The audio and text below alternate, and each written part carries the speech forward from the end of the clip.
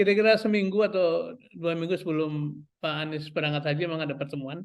Saya Oke. tidak ikut serta, tapi saya sedikit mendengar kabar, ya kira-kira di dalam pertemuan itu Pak Erlangga sudah memberi signal bahwa ada maksud bisa bersama-sama, tapi keadaan tidak memungkinkan.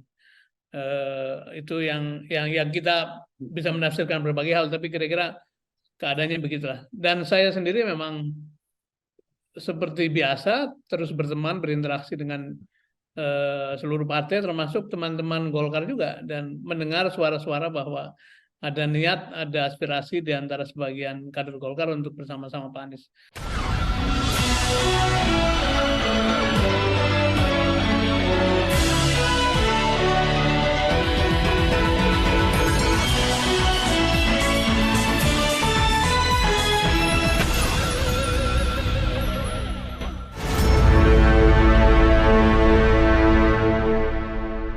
Halo, apa kabar Anda semua? Assalamualaikum warahmatullahi wabarakatuh. Bagaimana kabar Anda semua? Semoga selalu dalam keadaan sehat walafiat ya.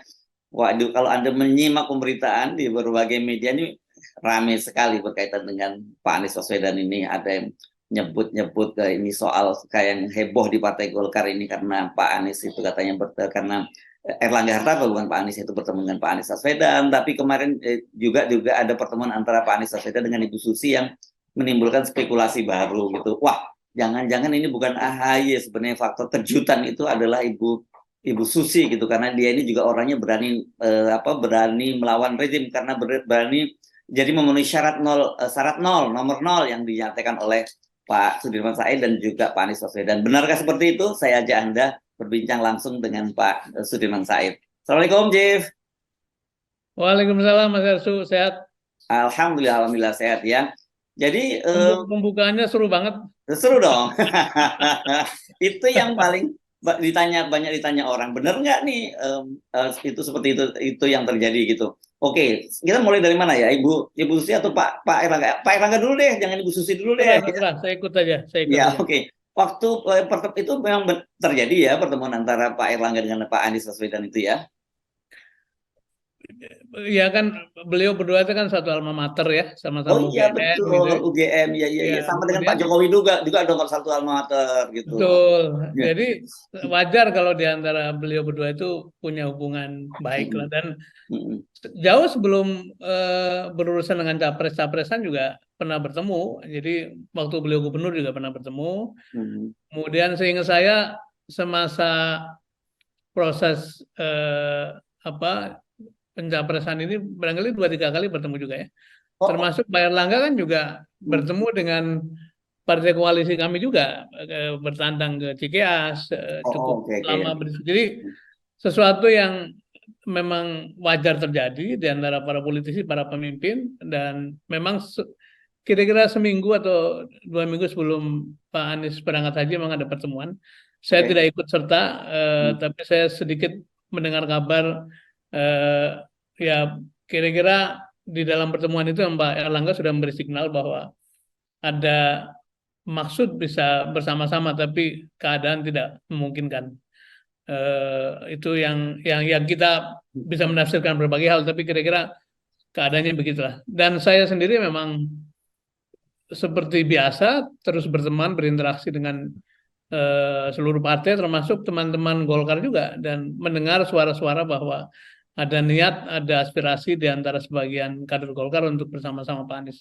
Itu juga dibuktikan oleh koalisi, bukan koalisi, KIB. Lama namanya KIB kan. Ya. KIB itu kuning hijau biru yang merupakan kumpulan dari grassroots-nya 3 partai itu. Partai Golkar ada di sana, Partai PAN, dan juga Partai P3, Persatuan Pembangunan. Ya. Saya ingin dalami sedikit pernyataan Anda tadi. Ya, sebenarnya dari Pak Erlangga ada maksud ingin bersama tapi tidak memungkinkan. Apa maksudnya itu? Ya, nomor satu, secara formal barangkali beliau di Golkar kan pernah mengikat satu koalisi bersama 3 partai ya, dan mungkin sampai sekarang belum ada satu resolusi apakah bubar, apakah dilanjutkan atau bagaimana. Yang kedua, bagaimanapun kita menghormati Pak Erlangga, partainya masih dalam koalisi pemerintahan. Nah, berbeda dengan Pak Surya Paloh yang memimpin Nasdem, kemudian mengambil sikap seperti itu, kan tidak semua pihak, tidak semua pemimpin partai itu cukup punya apa ya, punya keberanian menempuh risiko dan barangkali yang sekarang kita lihat hari-hari ini adalah bagian dari risiko yang harus dihadapi oleh Pak Erlangga, dan kita menaruh simpati lah, mudah-mudahan beliau memperoleh perlakuan hukum yang tidak diskriminatif gitu. Ya, ya oke.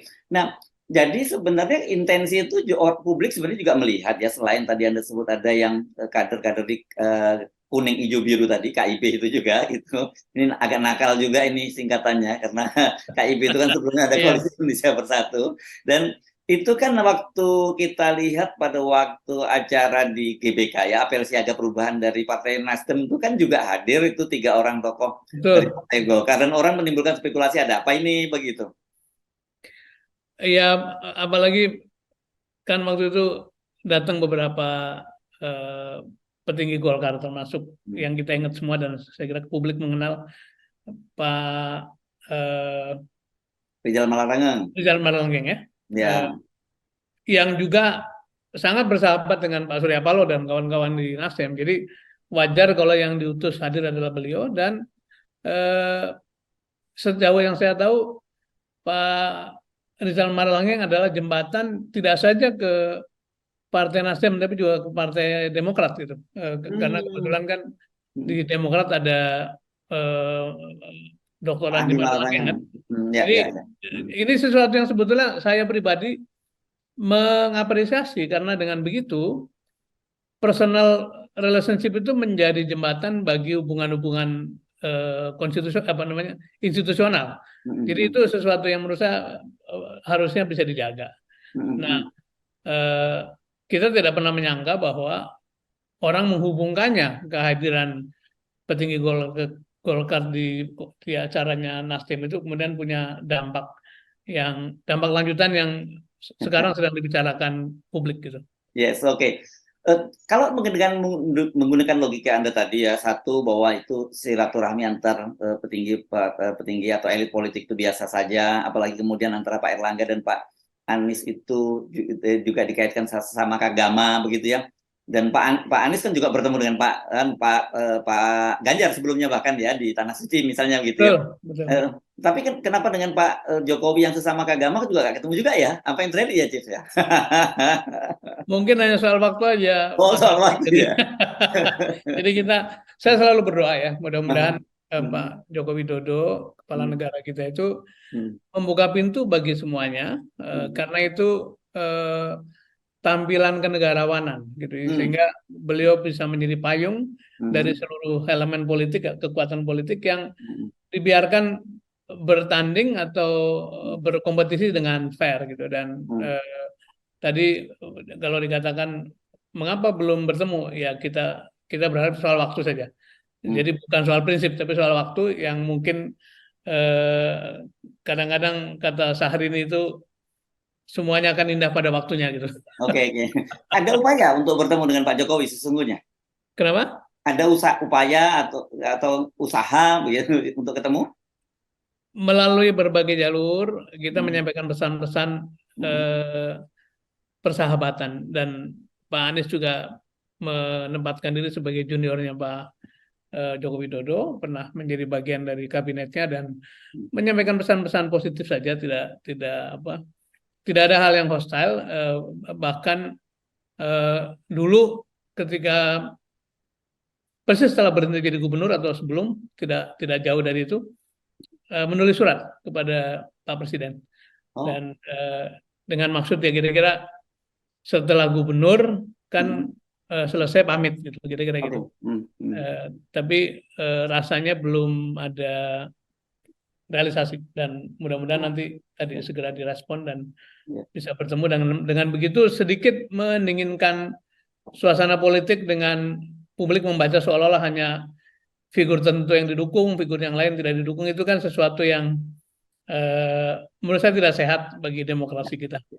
Wajar sih saya kira kalau Pak Anies itu ngirim surat pamitan gitu kan, namanya tetangga ya, satu di Merdeka Utara, satu Merdeka Selatan gitu, masa begitu mundur ngilang begitu saja gitu ya. Bukan hanya tetangga, beliau gubernur ibu kota yang tentu pemerintah pusat sangat berkepentingan dan secara struktur kepemerintahan juga tentu gubernur ada di bawah presiden. Jadi begitu selesai sangat wajar kalau mohon pamit begitu. Ya. Jadi tindakan seperti itu saya kira dalam koridor kewajaran kepatutan dan kembali dalam usaha menciptakan suasana demokrasi kita yang adem, akan indah kalau nanti suatu ketika Pak Presiden bisa membuka pintu dan bertemu atau menemui Pak Anies Baswedan. Yes, oke. Nah, tapi nanti ini yang pembicaraan ini kita elaborasi nanti ya setelah itu. Tapi saya ingin terusin dengan Ibu Susi dulu. Nanti baru kita elaborasi tentang hubungan para tokoh ini. Boleh ya. Oke. Nah, kalau dengan Ibu Susi kemarin itu, apakah itu dalam konteks ya pertemuan biasa saja seperti yang Anda selalu sebutkan antar para tokoh, atau sebenarnya memang ada deal-deal politik tertentu? Karena wah ini kok saya lihat jadi rame banget ya katanya, apalagi kemudian dibanding-bandingkan Ibu Susi memang banyak menerima tamu, termasuk juga Pak Sandiaga Uno, Pak Prabowo misalnya. Tapi beda yang Pak Anies sampai bermalam gitu. Wah ini pasti ada yang serius dong kalau sampai bermalam. Pertama harus saya katakan beliau berdua juga sahabat ya, pernah sama-sama di kabinet.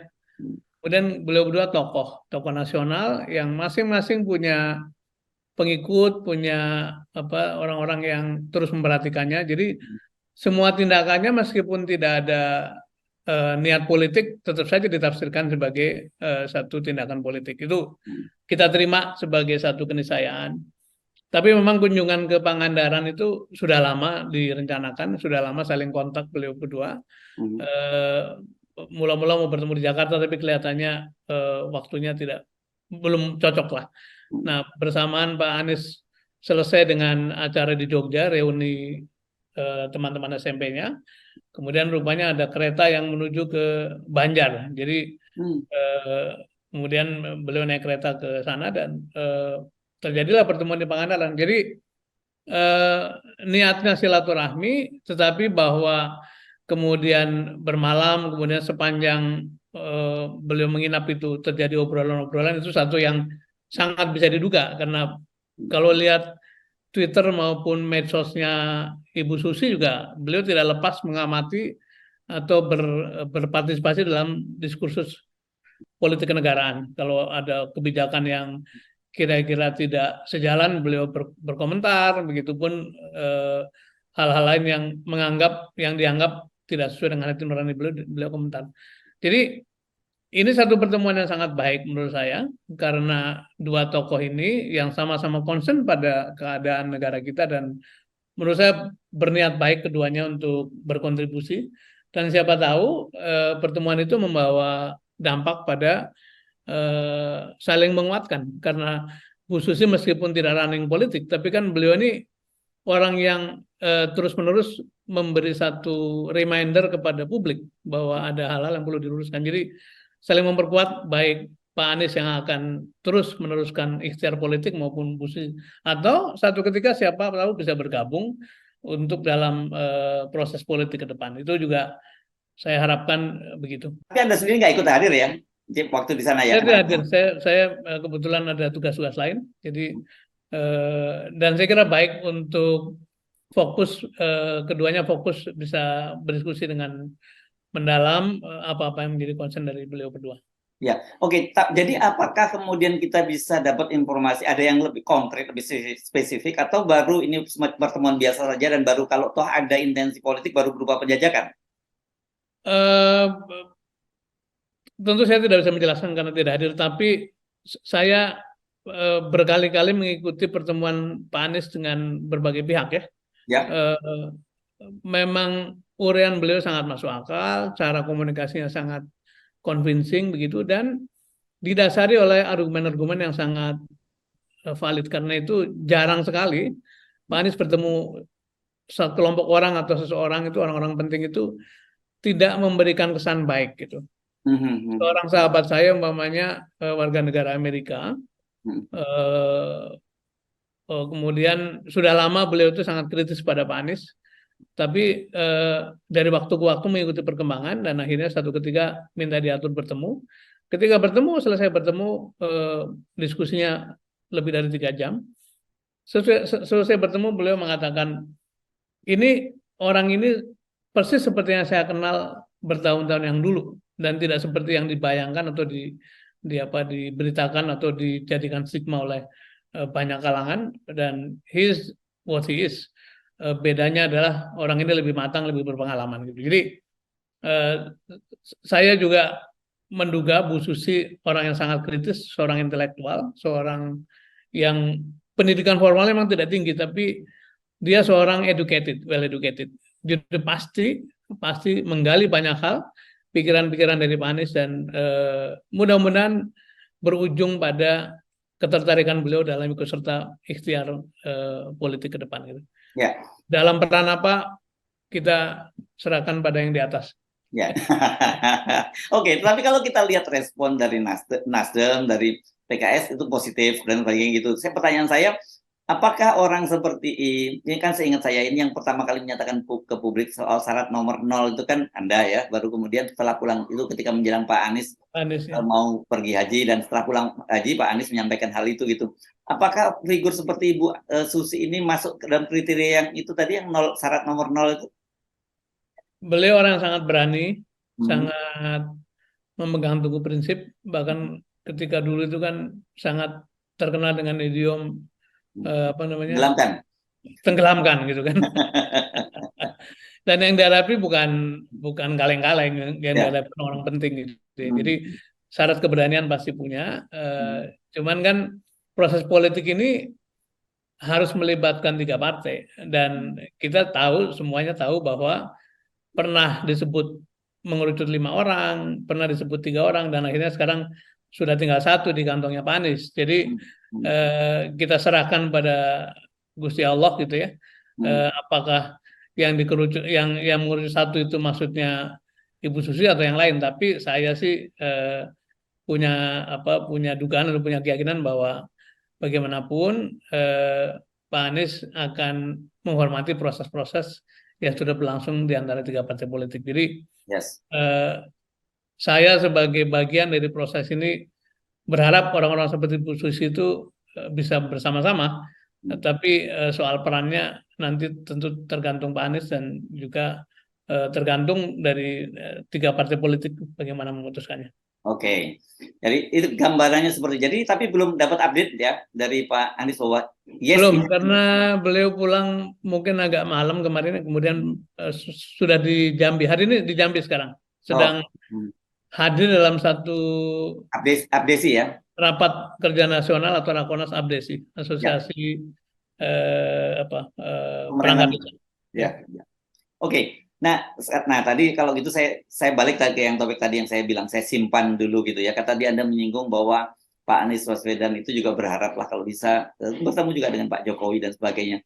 Tapi kan sekarang ini justru orang malah mengkritisi apa yang dilakukan oleh Pak Jokowi yang sejak awal misalnya menunjukkan kedekatannya pada 2 figur. Ada Ganjar Pranowo dan kemudian pada Pak Prabowo, dan sekarang ini orang kemudian menangkap sinyalnya itu lebih dekat kepada Pak Prabowo begitu. Dan juga ini yang menurut saya jadi pertanyaan, apakah dalam konteks itu gitu, karena kedekatan ini justru menimbulkan hal yang negatif gitu. Saya sejak tahun lalu saya berpandangan bahwa secara konsep demokrasi, berpikir bahwa Pak Joko Widodo itu merupakan faktor secara konsep ya, itu salah kaprah. Itu saya mengatakan seharusnya Pak Joko Widodo sudah tidak relevan. Mengapa? Karena beliau adalah orang yang akan mengakhiri masa tugasnya dan punya kewajiban moral menjaga proses demokrasi dengan seadil-adilnya, seobjektif mungkin gitu. Karena itu kalau kemudian ada pihak-pihak yang gendoli atau terus-menerus bersandar pada endorsementnya, sebetulnya itu sesuatu yang melawan demokrasi itu sendiri. Mengapa? Apa sih yang dibutuhkan? Mengapa pemilu diadakan? Karena kita ingin ada pembaharuan. Karena kita ingin ada perbaikan dari waktu ke waktu. Karena itu presiden hanya diberi waktu 10 tahun, 2 kali 5 tahun, sesudah itu berhenti dengan maksud agar ada pihak baru atau figur baru yang diharapkan lebih baik daripada sebelumnya gitu. Jadi memang yang kita tunggu adalah melalui proses pemilu yang mahal sekali, yang berisiko tinggi, yang biayanya triliunan rupiah ini adalah figur baru, cara baru, tawaran baru, agenda-agenda baru. Itulah sebabnya kemudian tidak ada ruang bagi penambahan periode, tidak ada ruang bagi penundaan pemilu karena memang demokrasi menginginkan itu. Jadi kalau kemudian sekarang ada pihak-pihak yang seolah-olah akan menang atau akan unggul karena endorsement presiden yang sekarang, atau apalagi menjadi rebutan endorsement itu, menurut saya satu yang tidak sesuai dengan konsep atau moral demokrasi. Yang itu menurut saya wajib untuk diingatkan supaya yang muncul adalah figur-figur yang tadi bisa menawarkan kebaruan. Kebaruan itu bisa berupa program, bisa berupa konsep, bisa berupa cara, bisa berupa orang-orang. Itu yang kita tunggu sebetulnya. Kalau ngomong soal kebaruan itu kan Anda kemudian nanti saya jadi teringat pada Pak Luhut ya. Karena kan Pak Luhut itu dengan pertegaskan kalau semacam-macam lah, nggak usah ngomong soal perubahan atau pembaruan gitu. Yang ada lanjutkan saja apa yang dilakukan oleh pemerintahan Jokowi gitu. Saya tidak bisa menjawab langsung, tapi coba cek komentar-komentar netizen atas pandangan itu ya. Itu hampir seluruhnya memberikan komentar negatif gitu. Ada yang mengatakan ini orang tidak paham demokrasi, ada yang mengatakan ini orang tidak mengerti kenyataan, ini orang seperti negara ini punya sendiri. Jadi ya boleh saja punya pandangan begitu, tapi saya akan mengatakannya pandangan itu keliru gitu. Pandangan itu keliru. Justru mengapa pemilu diadakan supaya ada perbaikan-perbaikan. Dan coba dengar baik-baik atau perhatikan baik-baik apa yang dikatakan agenda yang masih diteruskan. Itu hampir seluruhnya adalah agenda perubahan sebetulnya gitu. Karena mengapa disebut perubahan? Karena yang sekarang belum terlaksana, maka itu ke depan harus dilaksanakan. Itu perubahan namanya. Jadi itu satu statement, satu sikap yang boleh dibilang merendahkan martabat proses demokrasi. Karena tadi kita mengapa capek-capek bikin pemilu, karena yang dikehendaki adalah adanya unsur kebaruan tadi. Sekali lagi saya ulang, apakah itu kebaruan orang, apakah itu kebaruan cara, apakah kebaruan program, atau kebaruan dalam urusan-urusan yang sifatnya lebih teknis, bagaimana ngelola hal-hal yang mikro tadi. Misalnya seorang mantan wakil menteri kan, Mas Surya Chandra itu ya, dengan tegas mengatakan apa yang mau dirubah. Yang mau dirubah antara lain tidak ada lagi menteri seperti dia yang menguasai semua urusan dan tidak bisa lagi membedakan antara urusan dagangannya dengan urusan sebagai penyelenggara negara. Itu sesuatu yang pasti kita harus rubah. Kita tidak boleh membiarkan praktek konflik of interest, benturan kepentingan antara pembuat kebijakan dengan penerima manfaat dari kebijakan.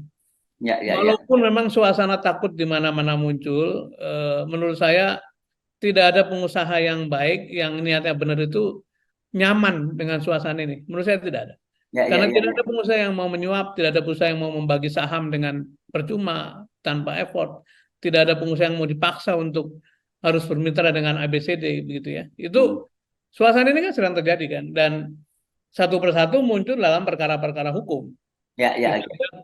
Cerita BTS, persidangannya Pak Joni Plate, kita lihat cerita nikel belakangan gitu ya, semuanya berkelindan gitu. Dan menurut saya pengusaha yang baik itu, dan kita masih punya banyak pengusaha yang baik, tidak ingin hal ini terjadi.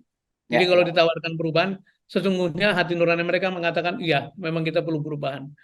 Cuman mungkin ada rasa takut karena itu tidak bisa menyampaikan pandangannya. Itu kita maklumi sepenuhnya. Ini Pak Sudirman, saya ini terlampau sopan sebenarnya. Mungkin kalau Anda artinya ketika saya tanya, Anda bilang ya yang saya ubah dulu kayak ada upaya ketika saya jadi Menteri SDM ada papa minta saham gitu ya, dan kemudian berdampak Anda laporkan ke DPR dan kemudian Anda terpental dari kabinet, itu juga yang harus diubah.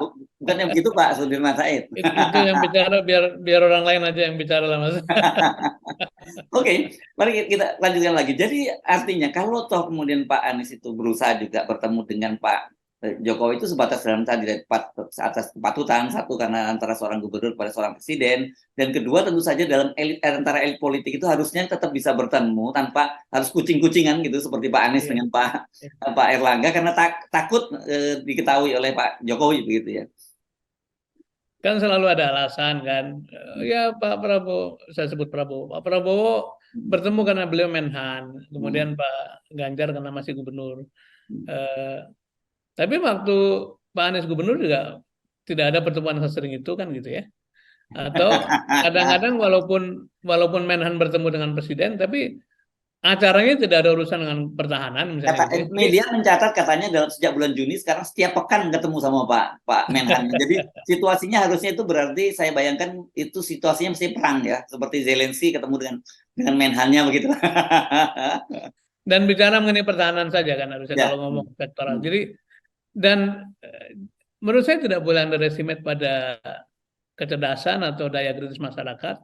Sesungguhnya di mana-mana juga orang bertanya gitu, kenapa begini? Dan yang menyedihkan sesungguhnya adalah ini suasana ini seperti diterima sebagai satu kewajaran gitu ya. Wajaran ya. Padahal kalau dilihat berapa resources yang dikeluarkan punya negara dan itu artinya punya publik, punya rakyat untuk melakukan pertemuan-pertemuan ekstrakurikuler gitu. Jadi yang di luar bidangnya gitu ya. Yang ujungnya adalah memang itu pertemuan politik yang dimaksudkan untuk memberikan kesan bahwa kepala negara itu mengendorse siapa gitu. Dan seperti dikatakan oleh berbagai pengamat, itu semua jaringannya, semua sumber dayanya, semua uang yang digunakan, semua perangkat yang digunakan adalah semuanya perangkat negara. Maka itu memang menjadi catatan yang perlu dikritisi. Dan menurut saya makin hari rasanya akan makin banyak pihak yang tidak lagi tahan untuk tidak bicara dan akhirnya menyuarakan itu. Yang saya khawatir adalah kalau suara-suara itu yang sekarang ini dibendung dengan rasa takut, tiba-tiba bendungan itu pecah. Kemudian jadilah satu gelombang penolakan yang sangat kuat dan mudah-mudahan sih ini tidak terjadi. Ya, dan saya kira memang ini sekarang ini bingung jadi sebenarnya orang banyak melihat sebenarnya kalau gitu Pak Jokowi ini apa ya posisinya di PDIP, posisinya di Gerindra dan terakhirnya di Golkar gitu ya karena kok sekarang diperebutkan gitu di tiga kekuatan ini kalau posisi diperebutkan saya kira antara PDIP dengan Gerindra gitu ya. Kalau dengan Golkar mungkin justru yang ini bentuk dari yang paling nyata dari cawe-cawe Pak Jokowi. Gitu. Saya menonton satu diskusi di satu stasiun TV ya. Kalau nggak salah TV One itu seorang narasumber, seorang aktivis namanya Faisal Segaf. Dengan gamblang, dengan sangat meyakinkan menjelaskan bahwa kedua partai politik itu menampilkan sebenarnya ketidakberdayaannya gitu. Yang satu namanya saya tidak menyebut partai, yang satu terus-menerus mengharapkan dukungan, yang lain sebetulnya kan tuan rumah, artinya Pak Jokowi dari partai itu, tapi kok malah memberikan sinyal pada yang lain gitu. Jadi mungkin baik juga kalau video itu diputar dalam forum ini supaya bisa menangkap dengan jelas gitu ya. Dan saya tidak ingin menyebut partai mana, tapi kira-kira sikap atau tindakan-tindakan itu menimbulkan pertanyaan sebetulnya kalau gitu modalnya apa untuk berkompetisi gitu.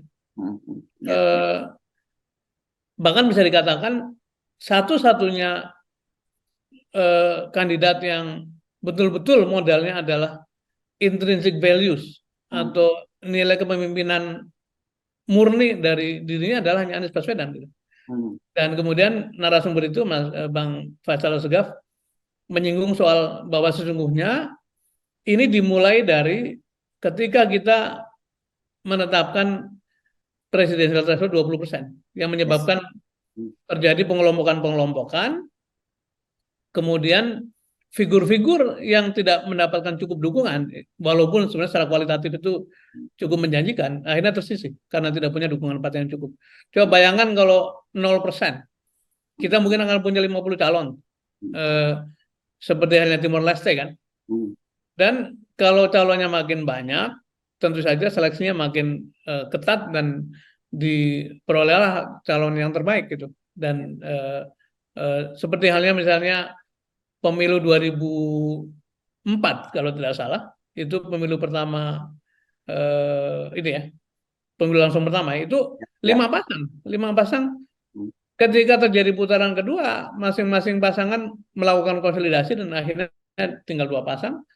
Jadilah pemilu yang damai, pilpres yang damai. Begitupun 2009. Jadi ini 2 pemilu terakhir seperti dikanalkan hanya 2 pasang, kemudian tumpukan di mana-mana dan kemudian dengan enteng mengatakan yang tidak suka dengan pemerintah adalah kelompok radikal, kelompok intoleran segala macam. Menurut saya sekarang publik belajar dan ternyata terbuka tabirnya bahwa menstempel intoleran itu sebenarnya cara untuk berpolitik. Kenapa begitu? Orang mengatakan yang satu politik identitas kan, tapi ternyata ketika mencari pasangan kembali ke pesantren, kembali orang tokoh-tokoh gitu ya. Jadi ini bagus juga lah 10 tahun kita belajar dan mudah-mudahan pelajaran ini terakumulasi pada sikap politik di tahun 2024 ini dan mudah-mudahan kita tidak lagi risau dengan sebutan-sebutan politik identitas karena sesungguhnya itu bukan sesuatu yang bukan masalah utama lah. Masalah utama adalah ya soal kebutuhan hidup rakyat, soal lapangan pekerjaan, soal korupsi, soal ketidakadilan. Hukum itu yang harus kita jadikan fokus bagi solusi. Yes, oke. Tadi permintaan tadi rasanya dengan pertimbangan karena ada soal copyright, nggak mungkin bisa kita tayangkan di sini. Tapi nggak ada baiknya kalau Anda nonton bisa langsung nonton sendiri. Yang Anda maksud tadi itu dialog di stasiun televisi TV One ya, gampang itu dicari nanti linknya ya Pak Sudirman Said yang tadi ya. Ya. Oke. Jadi artinya kalau nggak salah acaranya catatan demokrasi ada potongan dialog dari aktivis Faisal Assegaf dengan sejumlah pimpinan partai. Ya, oke. Jadi ini yang saya kira menjadi situasi semacam ini. Saya kira kemudian yang membuat Anda bersama teman-teman di koalisi itu dan juga banyak elemen itu kemudian meskipun dihambat dengan berbagai cara semakin teguh bahwa memang negara ini harus ada perubahan gitu ya. Kira-kira Pak Dirman ya. Saya kira benar sekali dan kalau kita kembali obrolan awal tadi orang seperti Bu Susi ya itu saya kira bagian dari orang yang risau dengan keadaan dan mudah-mudahan beliau bisa menjadi bagian dari perjuangan ini. Dan saya mendapatkan pesan-pesan belakangan ini bahwa semangat untuk menghalangi Anies itu masih belum berhenti, masih terus berjalan gitu ya. Begitupun semangat untuk membelah-belah koalisi masih terus berjalan. Semua isu digoreng begitu rupa. Itu ya barangkali keniscayaan harus kita hadapi. Tapi kembali saya punya keyakinan yang namanya ketidakadilan itu, yang namanya kejahatan, yang namanya persekongkolan jahat itu tidak ada yang sempurna. Karena kalau kejahatan itu sempurna, maka tidak ada cerita Nelson Mandela di Afrika Selatan. Tidak ada cerita Al Capone ketangkap hanya gara-gara pajak di Amerika pada tahun 40-an. Tidak ada hal-hal yang tiba-tiba muncul dari lembaga kepolisian seperti kita saksikan. Jadi atau tidak ada cerita BTS, tidak ada cerita kejahatan penyelundupan nikel. Jadi semua pasti ada lubang dan lubang itu akan menganga oleh momentum. Nah, karena itu tugas kita sebagai warga negara yang punya pendidikan baik, saya ngaku-ngaku punya pendidikan baik, adalah memang melakukan ikhtiar untuk menjemput momentum tadi. Bila momentum tiba, kemudian kita tidak siap, maka kita salah. Tapi kalau kita bersiap berikhtiar, mudah-mudahan momentum itu tiba dan insya Allah baik bagi negeri kita. Ya, itu no perfect crime gitu ya orang. There is no perfect crime, nggak ada kejahatan yang sempurna. Jadi kalau orang-orang yang mengandalkan niat jahat atau mengandalkan kejahatan sebagai topangan, menurut saya itu keliru dan hanya soal waktu akan terbongkar gitu. Yes, itu saya kira itu yang seorang sebut hukum alam, atau kalau orang bahasa agamanya menyebut sunatullah, begitu ya. Sunatullah. Yes. Oke. Baik, Pak Sudirman Said, anggota tim 8 dari Koalisi Perubahan untuk Persatuan. Kita sampai ketemu lagi ya. Assalamualaikum warahmatullahi wabarakatuh. Waalaikumsalam. Terima kasih Marsius. Saya terus sukses terus FNN. Terima kasih.